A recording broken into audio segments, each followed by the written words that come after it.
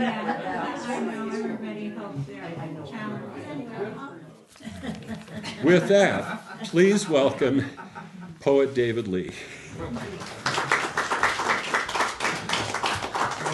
Pleasure. I love that introduction. That was fun. Yeah, being a fiddler is hard work. I'm really good at it, you know. Standing and staring with one eye closed until it moves, that takes some energy. I have set up a reading tonight. For the first part of the reading, I'm going to read mostly poems set right here. As some of you in here know, Jan and I tried like the dickens to move here. We spent 2 weeks one time I think I've been in 90% of the houses or homes, some that weren't even occupied at the time, but I got in them to look around, and we just never could make it work. But this has always been a holy place for me. And I had one book, Stone, Wind, Water. Virtually every poem in that book is set right here. Many of them were written right here, but we would pass through and I would gather notes. And so I'm going to do a lot of work from this area. And maybe if I'm real lucky, it will offend some of you just royally. But at least that's a response as we go. So I think that's what I'm going to do. I would like to say, anytime... I've been married 53 years. I accept interruption, argumentation, criticism on a not minute, second by second basis. So anytime you want to jump in and say, hey, wait, whatever, let's have some give and take. But I'll start reading some poems. I think I had an organization in mind. We'll just see if it works. The poem I'm going to begin with, I'm just going to call it a kickoff poem. Get the ball rolling. It's set in the area, and get you used to the sound of me and my reading voice, thinking I may need these glasses on. And then I'm going to go to some specific, half a dozen specific Tory poems. This one's a little bit general in the area, this part of the world, part of the state. I wrote this a long time ago for my dad. Dad was from Panguitch and absolutely loved this entire area and knew it como palma de mano. A stiff, pine-scented wind, the tough, gnarled trees behind me creak and groan. Swallows dart from the pink cliffs, swoop over the escarpment and wheel through the maze of orange hoodoos. 3,000 square miles of high desert fall into the southern horizon, down the staircase into the Coconino, where the Colorado Plateau hides the great chasm. On the eastern circumference, the dome of Navajo Mountain under a hazy sky. Westward, Mount Trumbull huddles low against the earth. Through this space, I stare into the eye of time. The rocks I stand upon are young, rugged, weathered only 20 million years. 1,000 feet beneath this crenation, brand great cliffs mark 150 million years, and on the near horizon, the deep hue of vermilion rose upon the belted strata 200 million years past. All rest on a base of limestone, 25 million years preceding even that. A vast ocean, a marsh where giant ferns nodded in the sun, and great reptiles slithered into extinction. A sleeping desert, a young mountain thrusting against a moving sky. The earth opens before me. Today, once again, an ancient voice in the wind calls the same question repeated. Where wast thou when I laid the foundations of the earth? Declare, if thou hast understanding. Some of you nodded, you recognized it. Job 17:13. Even in my silence, as I hold my arms close against my sides, shivering before the probing gust, I grow more and more sure of my answer. Here, Lord, I am here. In the beginning, even now, here.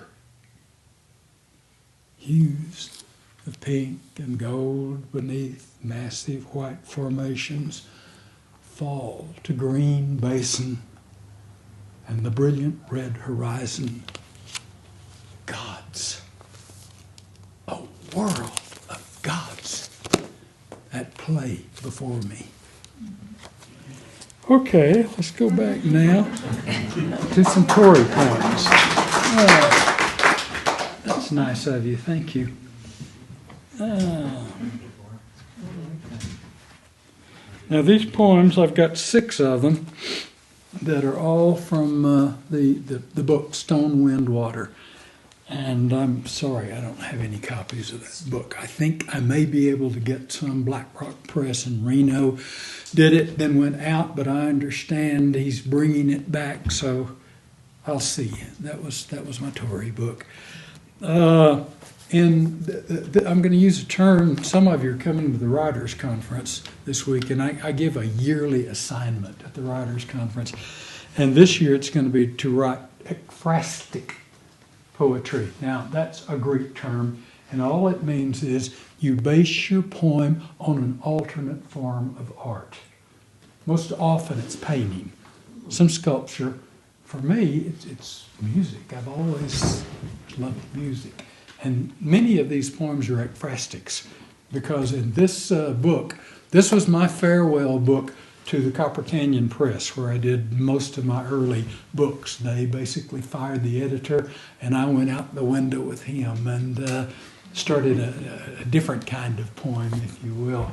But these poems are based on music. I have fugues, I've got sonatinas, sonatas, I've even got a rhapsody in the book. But I've got 6 sort of short little musical poems for you. And the first one is a fugue. But this is also another hoity-toity poet term, onomatopoeia. That's where the sound echoes the sense. You try to use words that duplicate the sound patterns. Like if you're talking about a cat, you want to get M sounds in, that.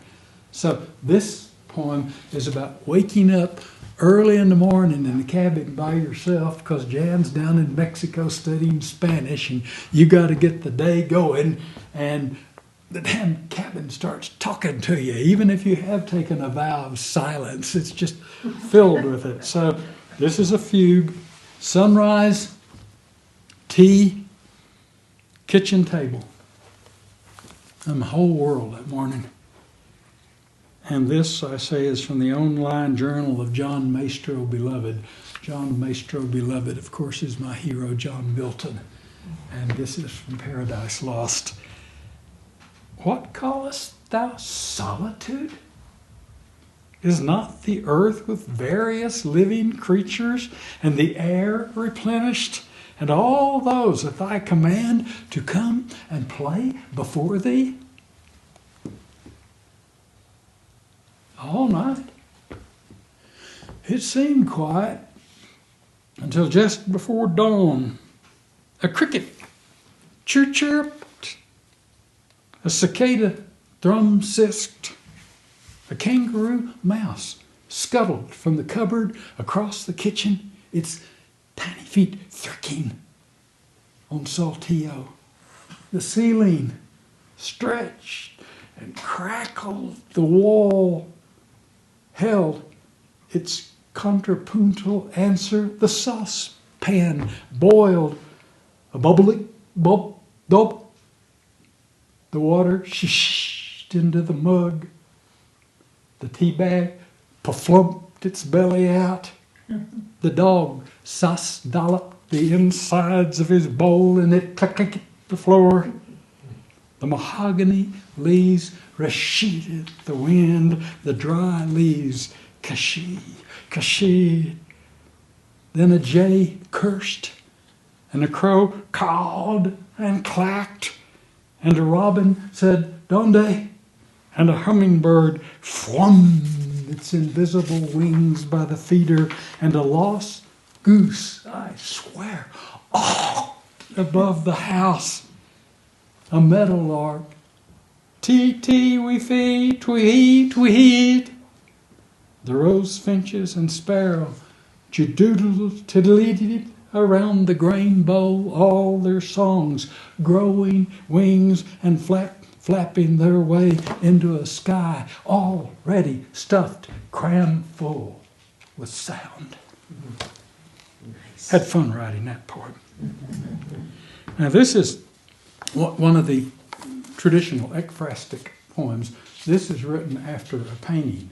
I quite like Rousseau and Henry Rousseau. So, moonrise, sandstone, water seep. I wish I could have read this poem a week ago, don't I? Boy, was that a full moon, splendiferous. Yeah. The moon sprawled across the belly of a sandstone dune. Sky shimmer. Night fragrant and moist over ossified desert, unpins its dark hair with a shade, quiet shrug lets it fall across the shoulders. The secret archways of horizon float into moondrift.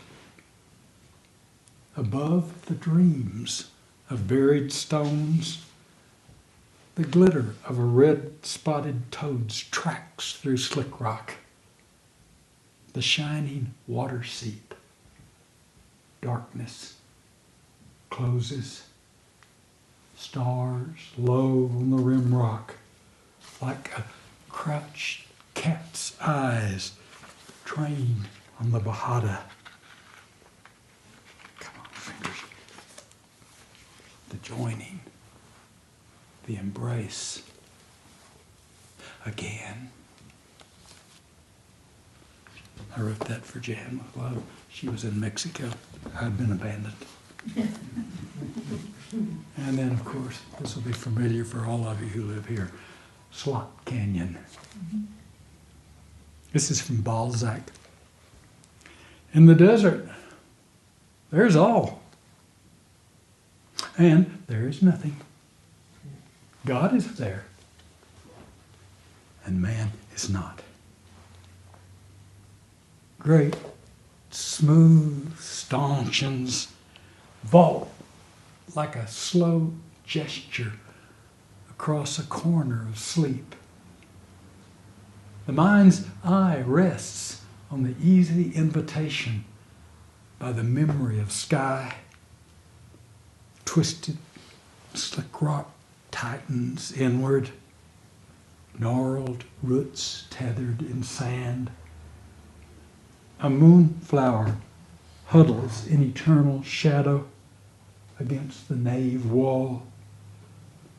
A blue-collared lizard blinks and closes his drowsy eyes beneath a white blossom. One seamless furl, rock to sand to leaf white-petaled body next, as if the desert turned itself inside out to contain this moment.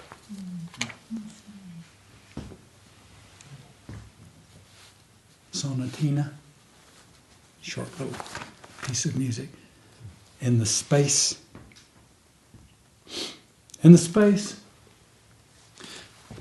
between two mesas, red-winged blackbirds, 6 in the green palm of juniper, above the graveled flood race, high-banked, glisten in the sweat-soaked nakedness of afternoon sun.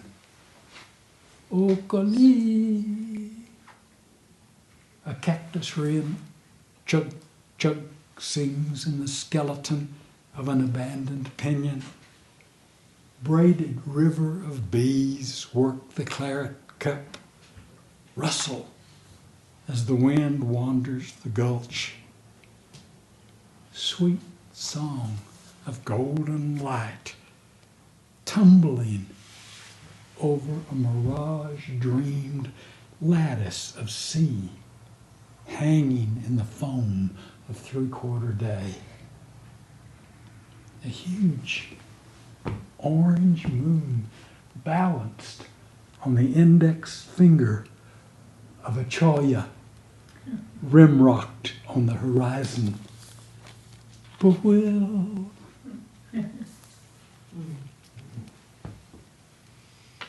Autumn Koan, a bit of a little Buddhist poem. This is for my big sister, deep, deep, dear friend. Some people in here have met Eleanor Wilner,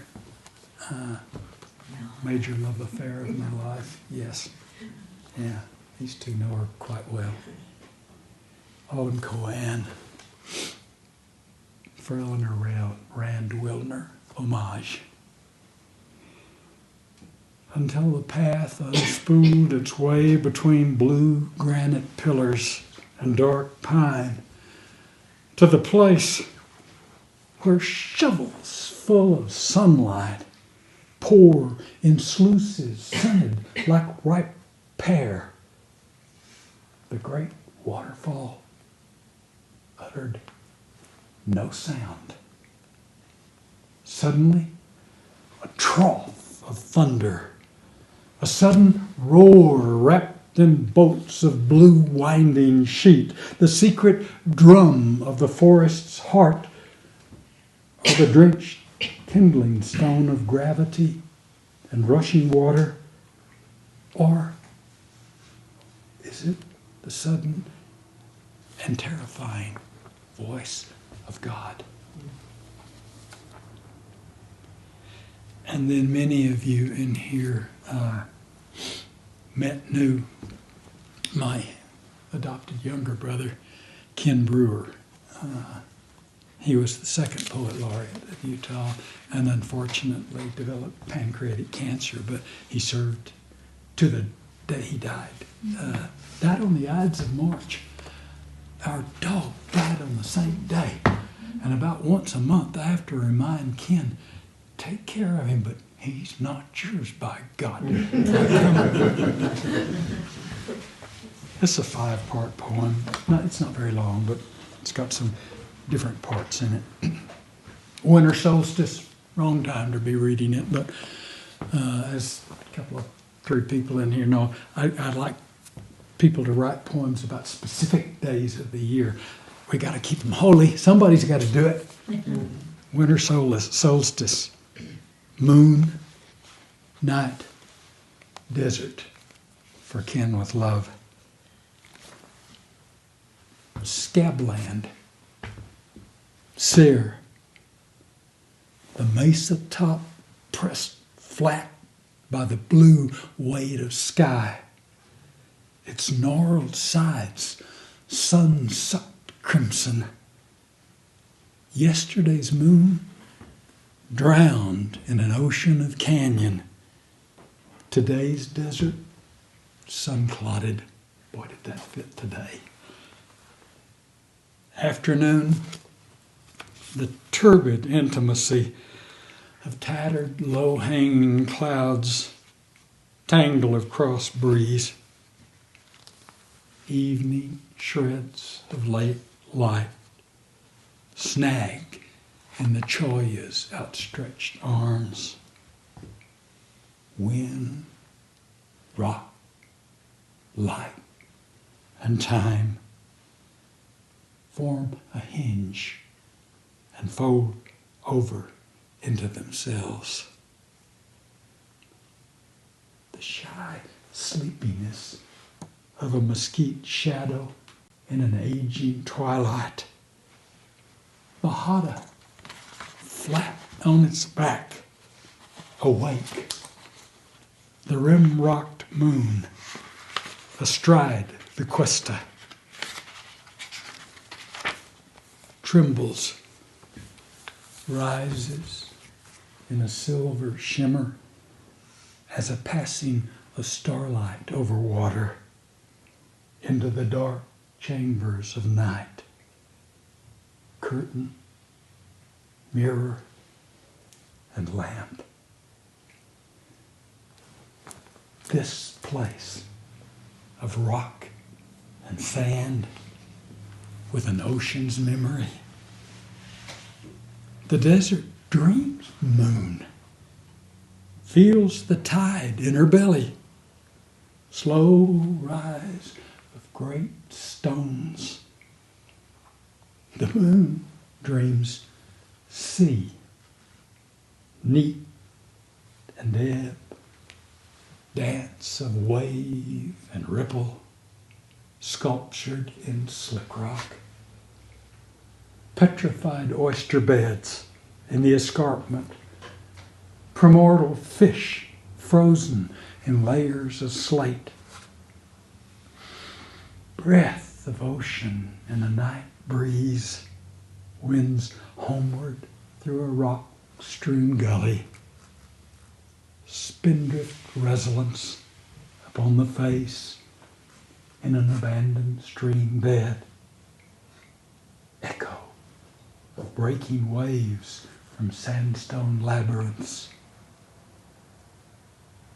The sojourning wind, tethered to a sprawling juniper, moon-flooded desert opalescent beneath a bright spill of stars. The creosote's uplifted arms, drenched with light. Tory poems. Hopefully there's something familiar in there for you. Let's see, there's another poem I wanted to read. It wasn't in the Tory poems, but I think it fits very, very well. Aspen pole fence. Some people call them the worm fences. Some people call them, they're not rip-gut fences, but I know in Panguitch that's what they used to call them there. But it's the pole fences that are, we see, okay? I love those things. Aren't they beautiful? The aspen poles crisscross, a zigzag line slicing the dry belly of the meadow 5 high, at 120-degree angles compounded. Such waste in a pragmatic sense. Consider materials. 5 aspen poles per section at, say, 20 feet per pole. With angles, 6 sections builds approximately 80 feet of fence. A net loss of 2 sections, 10 aspen poles. But they gained strength and durability. Chester said, the old Horse Valley fence stood 70 years, which means 50, until Forest Service knocked the east side down, let Job Corps put up sheet mesh, which went over in the second year's snow. And the aesthetics gods, the beauty of a cross-pole fence in autumn. Now, but the trees, the beautiful aspen cut wholesale for such a piece of geometry.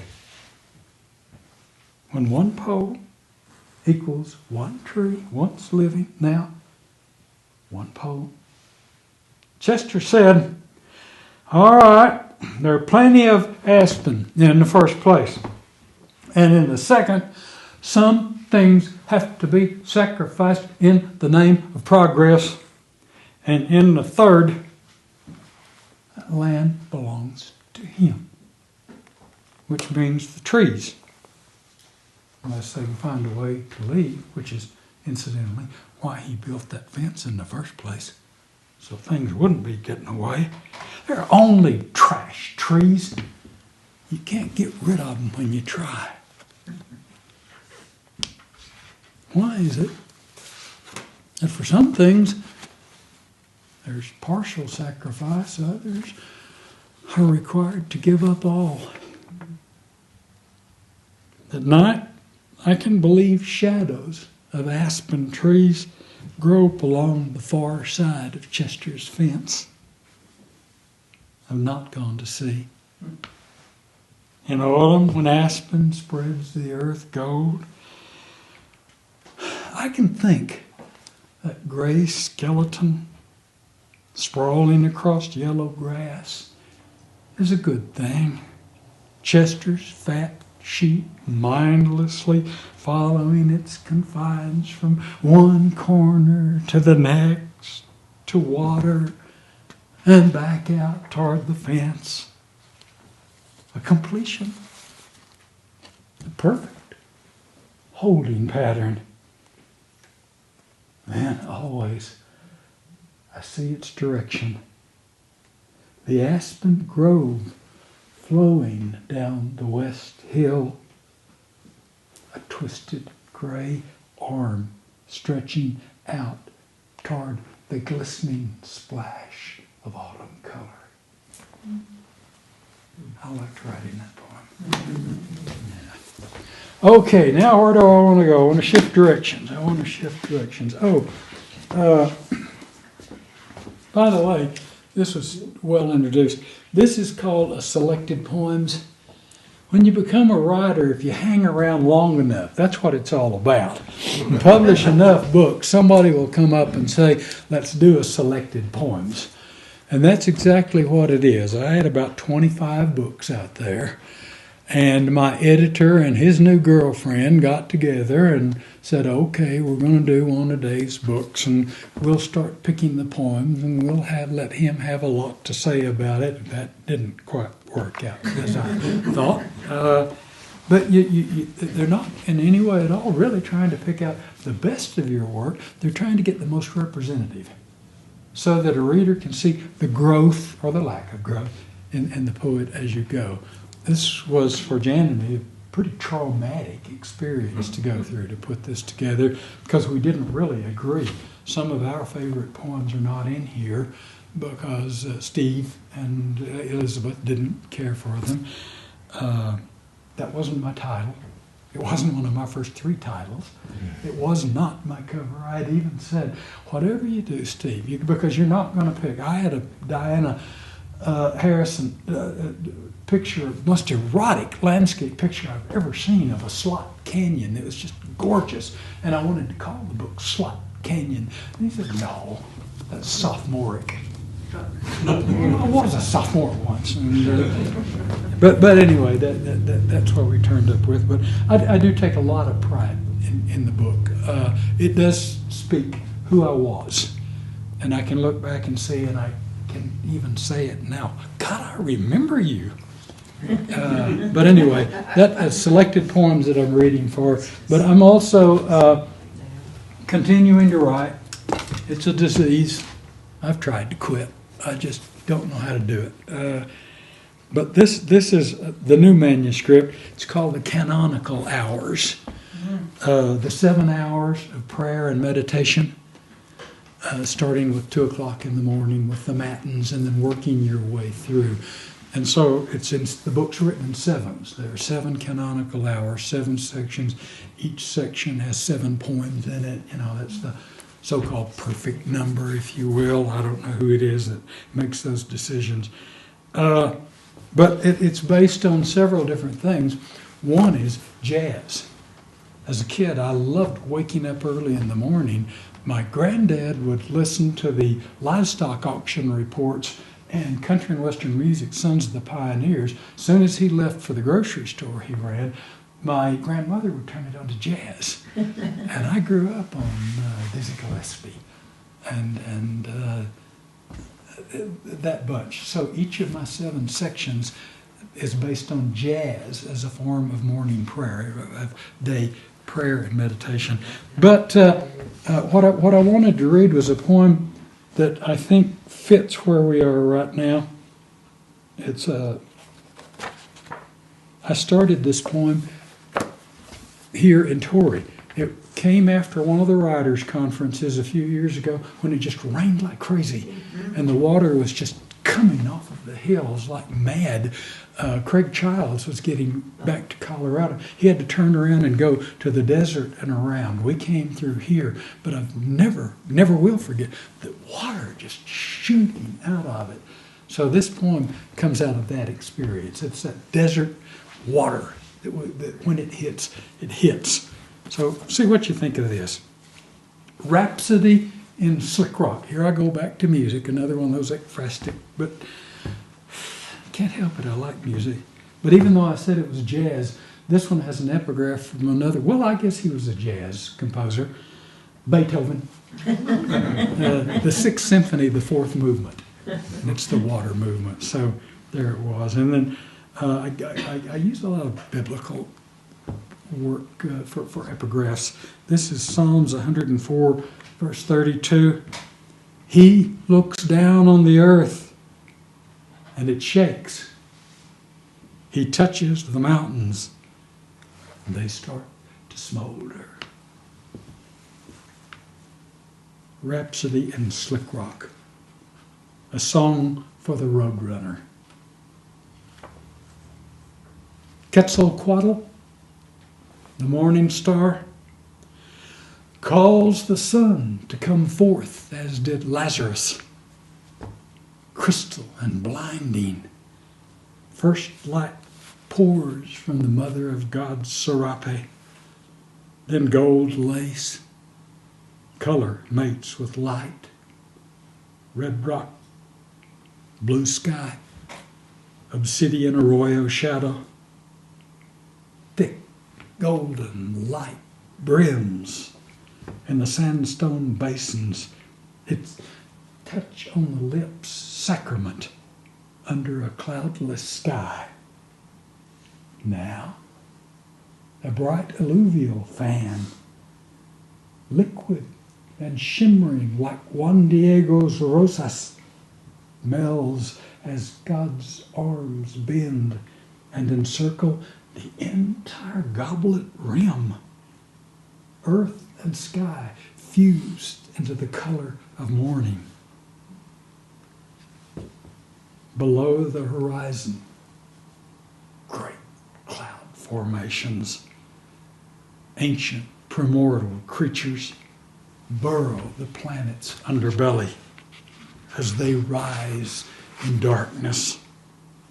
Mature, bloated and angry, they scuttle to the mid-morning light at the earth's rim, clasp the bow with gnarled fingers, and peer over the desert like cumulonimbi gargoyles. Small noon winds kindle and breathe the first moist crust sage scents of the desert as the giants gather, merge, and multiply. In the distance, colliding ions crack and swell as the thunderheads pile. Tlalic's army of anvil-handed warriors throbs in ecstatic dance and musters for the assault upon land and sky. Mira, sings a Lacant's thrasher from the yucca. Mira, from a mesa oak thicket, an acorn woodpecker shouts, Mira, mira, mira, mira. The gods' remuda of wild-maned mustangs band, roil, and stampede. Their hooves tear the desert floor into whirlwinds and sheets of dark sand as they scour the mesa and arroyos, lash the sage and rabbit brush into writhing flagellants. The creosote bent penitentes prostrating at the steps of the Guadalupe shrine. Thunder rumble like distant cannon fire shakes the desert air. A banner sweeps between earth and sky. La Nublina, walking rain. The beaded curtain wind swept into a soft curl. Raindrops evaporate in the dry heat before they reach the desert floor. Dark harbinger, the sky half covered with the foreshadow. A roadrunner huddles into itself beneath a prickly pear. Boats, wrapped in thunder shouts, assault the buttes and mesas. Lightning volleys join earth and heaven. A flash flood river of fire screams through a canyon of tortured sky. Its rank ozone breath hovers beneath the rumbling maw of the blackened ceiling. Earth darkens to smoky shadow, the freighted scent of water, heavy like steam. Mid-afternoon, a loud crack, like an angel's wing snapped out of its shoulder socket. The slip-knot cord holding the purple robe loosens.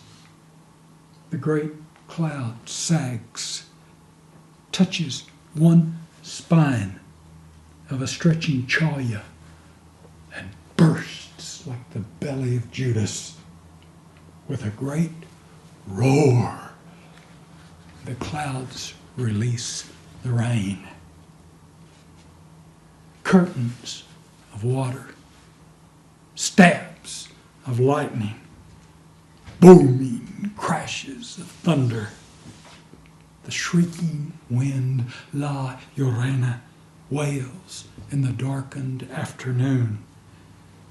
The land awash as the cascade gushes from the open side of a swollen god. Rain teems, gathers, surges over the parched earth. Mesas spurt water spouts. Flood streams course from the bluffs. Slick rock glistens under a mizzling sky, lavish in the crystal rush. Lightning explodes into a butte, ignites drumming rain into vivid furor. Pitchforks flash the sluicing downpour, paralyze water in mid-fall. The desert glazed like porcelain. Sandstone ridges knee-deep in flow. Waterfalls down their sides gleam in this frozen moment of an expanded time that never was. In the next instant, the squall quells, torrent diminishes to a shower, a sprinkle, then nothing at all. The clouds move on in the distance, muttering, as if a great rain-wakened serpent slides toward the Campo Rosso. A huge hiss from an arroyo stream bed. A red torrent swarms from the gully, suddenly cast forth from the desert's throat. La sangre de Diosito desierto surges after a head of suds lathered into foamy froth. A water avalanche. The flash flood roars like a starving beast fast on the spoor of a doomed prey, its belly gorged with storm detritus. The living and dead carried to the Colorado. Its scream rises above the scour. Estupendo! Estupendo! The desert tsunami cascades in a crescendo of self-delight. Blue sky in the south. Shafts of light slice ragged clouds in the west and prowl bluff edges like snuffing coyotes. As if God stands in surveillance, sombrero back, rolling a smoke, boot up on a gray stone.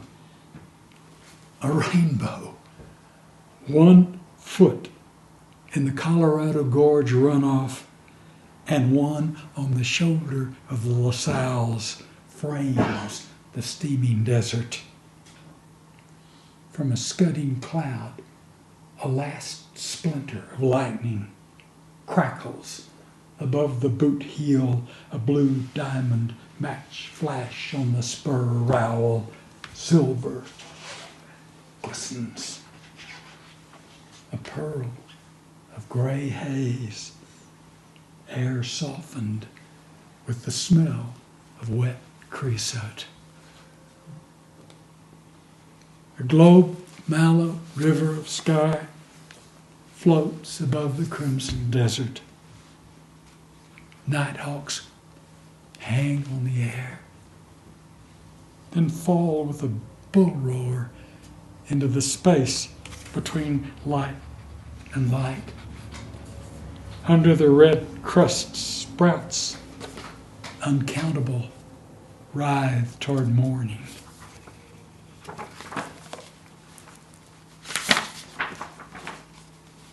Spadefoot toads crowd twilight in La Fiesta Sapito as males emerge to bellow their lust and hunger from puddles and basins. Love-locked females spew eggs into the murky charca water. Red in the bending light, winged termites swarm pools, pulled from the earth and flight bequeathed by rain. Cliff swallows stitch the air, and bats tumble across the shadows. From bluffs, the shy voices of the canyon wren float like small waterfalls. Toads cling to the edges of their potholes, harmonized in counterpoint. Owl call, dove coo, hawk scree, jay squall, raven croak, blend in an arpeggio of jubilation, a glockenspiel of praise to the chubasco. Coyotes from the ledges, locusts rustle in the cottonwoods, the murmur of distant water, the scent of desert rain. Venus, nudges Mars into abeyance. Song and incense fill the cathedral. Red sky at night, shepherd's delight. Under the evening star, color and light mate. Red sky, sand, stone, shadow. No te preocupes, paisano. Todo el mundo, all the world, ripens with rain song tonight.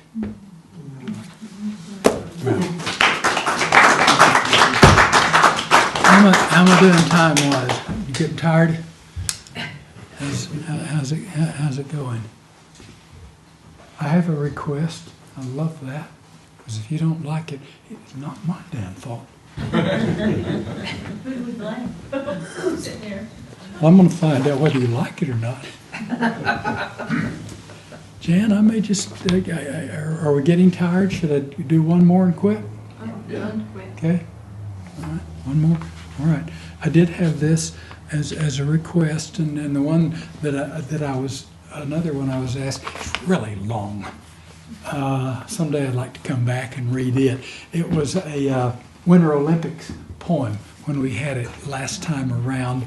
The Salt Lake Acting Commission commissioned me to write a poem for performance, and I did. And now, as we know, it looks like they're coming back to Utah in 10 years, and I've been contacted, how about this poem, can we? Well, what the hell would I know? I won't be dead in 10 years. So I'll read that someday. This is called Globe Mallow. We were moving from our home in Mesquite, Nevada. It took us 3 U-Haul trailer moves to get our way out to Seaside, Oregon. But one time we stopped at House Rock Valley over on the other side, the bottom side of the state. And it was just amazing. Globe mallow, thick spread, looked like you could just walk on it and never touch the ground. And we just, oh. And so this is what happened. This is a redux. House Rock Valley. And thanks for asking for this one. I haven't read this in a long time. Turn out right there, Jan said. I said, okay. Pulled off the highway, and Jan got out her camera, started taking pictures. Globe mallow spread thigh high across the red desert, thick as Moses' sea tangled with Pharaoh's chariots. Then another car pulled off, and another, then one more, all of us, like children in a field of strawberries, stretching to the edge of horizon, lapping over into other worlds. And then the 84 Ford, doors flung open, driver bolting for a ditch, and a long bleeding of the lizard, passenger sauntering toward us, eyes agape, neck turning. What y'all looking for? Is some dead bodies out here? Jan gestured toward the wildflowers, turned back to pleasure. He turned to me. What y'all taking them pictures of? I said, Globe mallow. We've never seen such a profusion. Saying what? The flowers, I said. What'd you say they was? Globe mallow. Like marshmallows? He said. And I said, exactly. They're in bloom like we've never seen before. That where marshmallows come from? Not to. Thought hard for us all. My only swerving, that's from a line from a William Stafford poem. I thought hard for us all. My only swerving, I did it too. And said, yep, They're in full bloom, and this fall they will have fruit spread across this field like high-cap rock Texas cotton on a rain year. Is it worth any much? He said. And I said, yeah. So I heard 4-ounce bag in a grocery store goes for $2, I've been told. And a tow sack full might hold, what, 100 pounds?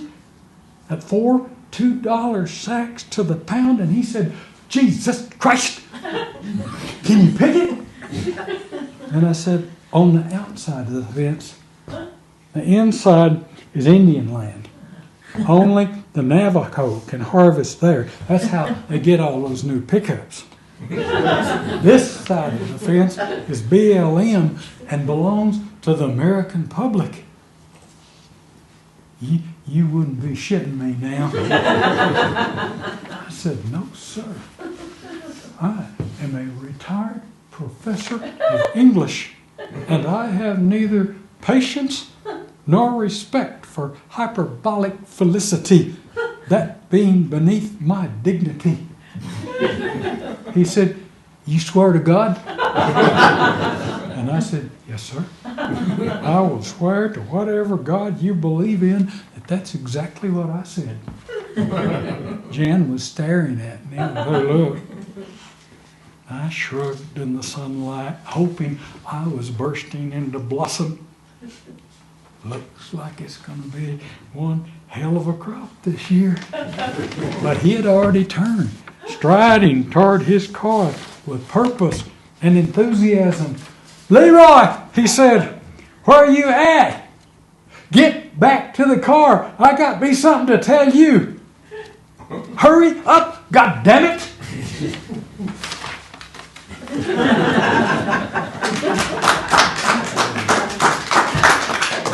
I can quit right here. I think I've gone about an hour, haven't I? That's long enough to ask anybody to sit in a hard chair and put up with it. So, But we do have some time for questions. oh, I'd love it.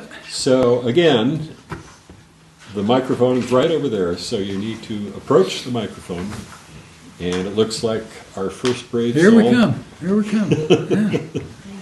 Or if anybody else has a poem you would like, especially if it's a shorter one, I'd be happy. I don't have anything planned to do tonight. Well, I do have a cold beer. Never mind. I don't have much planned. So. Please. So Dave, Yeah. we've known each other a long time. Yes. And so here in the introduction, we heard about retirement. So what would that mean to you? It meant I didn't have to attend another meeting for the rest of my life. I have missed the classroom terribly. I did come out. This is a crazy thing, and it happened this way. We go to Spain in the winters because we live in Seaside, Oregon, and winters there are dreadful. It rains every day, and the winds, they're monsoons. We had to rebuild the whole wall of our house this spring. But anyway, I was in Spain it was 2016. And I told Jan, you know something? I never thought that the people at the college told me I would hate retirement. I was a workaholic.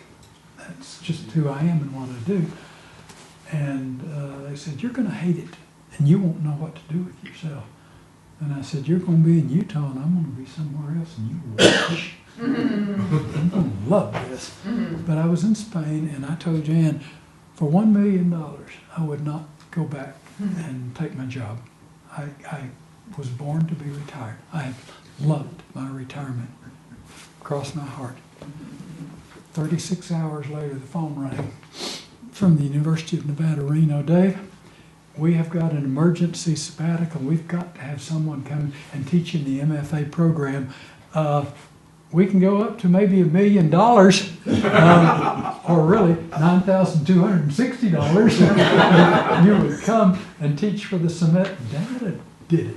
But I did enjoy it. It was a different level. I found out I missed the kids. I missed the teaching. I did not miss the job. Yeah.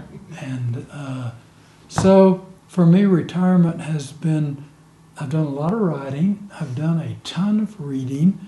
I get to work the Writers' Conference in Boulder every fall, and I love doing that. I don't have any regrets about having done it. Yeah. So it's been busy. I've tried to stay busy. I'm not real good at doing nothing. I'm learning, though. I've worked hard at it. Yeah. That's the best I can go. Yeah. Otros personas? Anybody else? Oh, I underwhelmed you good. Wow, here we are. Well, if anybody else has got a poem, oh, okay. She's had back surgery, so she's doing well. Neck and back. And knee and Hello boy. there. That's okay. Oh, that helps. The last poem that you read, that you've been working on, you're going to do another book with these poems? I've got it's being read right now. I've got 3 strikes against me. Old, white, male. And I would like to get the book done. I'm sort of proud of the book. Yeah. My best critic has given me the thumbs up and the permission on it. I always thought, I even said out loud, that'll be my last one. I'm not, well, getting ready to come here and do this, because this is the first reading I've done since last October. I don't do many. No, I did one, didn't I, in Seattle at a backyard reading for a friend. But I got into this. No, it's not this. It's another folder, but it's about this size, and it just says on it, manuscript. And it's poems I've been writing with the class in the Torrey, or in the Boulder Writers' Conference. I've got about a book done, and I didn't see it happen. So I guess when you're addicted to something, you do it without knowing what you're doing. Well, I don't I mean, know. if you don't last long enough to publish this one, it can be posthumously, right? I wouldn't know anything at all about that. Yeah, this one is being read as we speak. There was one editor right after the October Writers' Conference last year who said he wanted to see it, and I said, okay, I'll get a decent draft of it done and I'll send it to you. I sent it, and he wrote me back and he said, now please be patient with me. I'm a slow reader. I'll get back to you, but don't expect me to get back in 2 weeks. I'm going to be slower than that. That was October. He's lived up to his reputation. So, I don't think about it that much. I used to write for publication. Now I write because I have to. I think I would. I think I'd go under if I didn't have that outlet. Yeah. Well, we really love you having that outlet. Jan sometimes thinks, enough's enough. Others? Anyone else? Well, I think we're about ready, I suppose. Oh, here it comes. Question for you with regard to the mechanics of your writing, in a sense. Uh-huh. Many writers, they'll have some inspiration, and all of a sudden will hit them at a certain place. But Sure. the words that you write are so descriptive of the nature and such. It makes me think that you're out there in the Red Rocks with a pen and paper and doing it right then and there. And so, how do the words come to paper? I used to have a very, very, very good memory. I mean, I just turned 80, and now I understand what dementia is all about, and forgetfulness and whatnot. I try to pay attention as carefully as I can, and I try to remember. I really did. I used to have a very good memory. I lived 50 miles from where I worked. Jan taught in St. George, I taught at the University in Cedar City, and we compromised and moved for her job, and I did the drive. And everyone at the college would say, you know, don't you hate that drive? And I'd whine and piss and moan and try to get all the sympathy I could. I loved every minute of it because I would write, and then I could hold up to 14 poems in my head, and I would have the poems, I would revise them, I would put them together, I would place them, and I had 1 month a year, August, when we had a little cabin in Pine Valley. That's why we wanted to come here. I wanted a place to get away from that college. And 1 month out of the year, I would put the poems together and do the books. And on that schedule, I could do a book once every 4 years. Have one finished. I don't use that anymore because I can't remember that way. If I don't get it down pretty quick, it's gone now. So I do more pencil sketching and saying things aloud, and she'll help me remember and go. But you know, when they did this book, when they did the selected poems, that sort of put a period in some ways at the end of the sentence. I didn't feel so much a compelling need to get a new book out every 4th year. I felt like I'd accomplished something, for better or for worse, and now I just see what happens. And I think I'm enjoying it more than I used to. It used to bother me.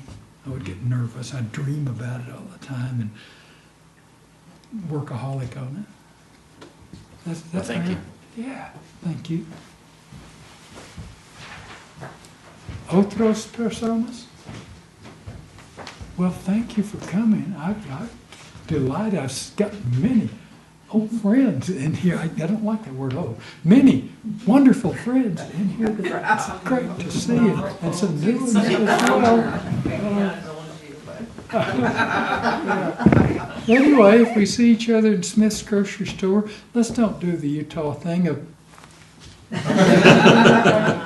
I'm gregarious, you too. Let's just I would like a hug now and then, or at least, hey, how are you? Let's speak to each other. And if any of you are interested in a book, Jan's got them out there. I'd be happy to sign books for you as long as you want to go. And if any of you are wanting to see my book on women, it's called Bluebonnets, Fire Wheels, and Brown-Eyed Susans. And it's all the women who were my heroes from 1948 to 1962. I had fun writing that book. Yeah. Okay. David, Entrada Institute, thanks you for being here. Oh, my! Don't spend it all in one place. Filthy lucre. Thank you. And I was not expecting this. What a pleasure. No, my pleasure. I would have paid this to come meet this audience. You guys are terrific. You've made me feel you've taken 20 years off. But it won't last. I've only had a few minutes to hold this in my hand, and I have many of the poems from earlier that these were selected from, but I'm gonna buy a copy tonight. Oh, good. So I encourage you to do the same.